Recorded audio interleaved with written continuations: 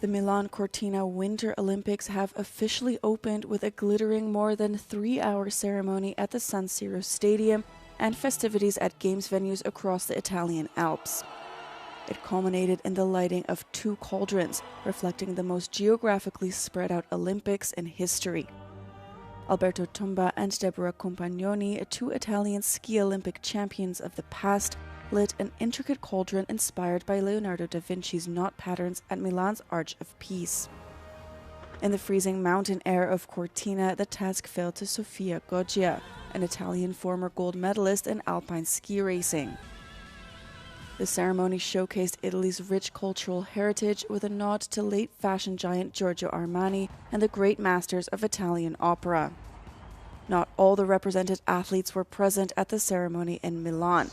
In a first, 2,900 athletes paraded in the venues closest to where they will compete, in a bid to minimize travel. Spain and Portugal were hit with a 3rd storm in just a matter of weeks on Saturday, as the Iberian Peninsula struggles to recover from extended periods of heavy rain and deadly floods. Storm Marta is the latest depression and expected to cause winds reaching 110 kilometers per hour on the Portuguese coastline, along with landslides and flash floods, authorities said. Both countries are still reeling from the aftermath of Storm Kristen and Leonardo, which led to the deaths of several people, left tens of thousands without power, and submerged towns underwater. Storm Marta has prompted the deployment of more than 26,500 rescuers in Portugal, as districts in the center and south of the country were placed on orange alert. In Spain, fresh rainfall was expected to be less exceptional than seen in recent days during Storm Leonardo, the country's weather agency said. Oman mediated indirect talks on Friday between Iran and the United States over Tehran's nuclear program, the first such encounter since negotiations stalled after the U.S. conducted strikes on Iran's nuclear sites during Israel's 12-day conflict against the Islamic Republic last June.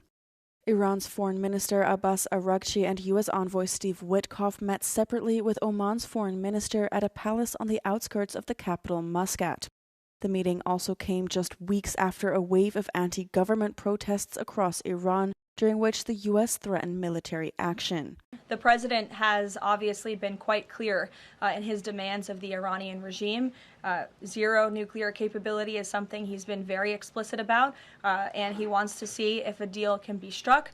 And while these negotiations are taking place, I would remind the Iranian regime that the president has many options at his disposal, aside from diplomacy, as the commander-in-chief of the most powerful military in the history of the world. The scope of the negotiations remains unclear, and there had been tensions in the run-up to the talks over whether the meeting should also address Tehran's support of proxies and its ballistic missile programs, 2 U.S. concerns that Iran resisted.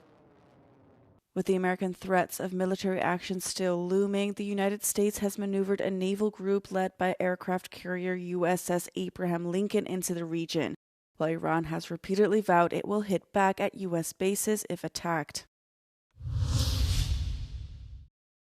US President Donald Trump has refused to apologize for posting a racist video depicting Barack and Michelle Obama as apes on Friday.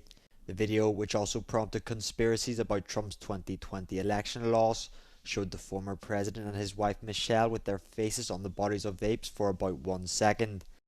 Following widespread backlash of the video, the post was blamed on a staffer and deleted. Trump has, however, refused to apologize, saying he didn't watch the whole video. Is that something you're going to do? No, I didn't make a mistake. I mean, I look at a lot of thousands of things. The frames of the Obamas at the end of the clip originated from a separate video, which shows a lion Trump as king of the jungle and depicts Democratic leaders as other animals.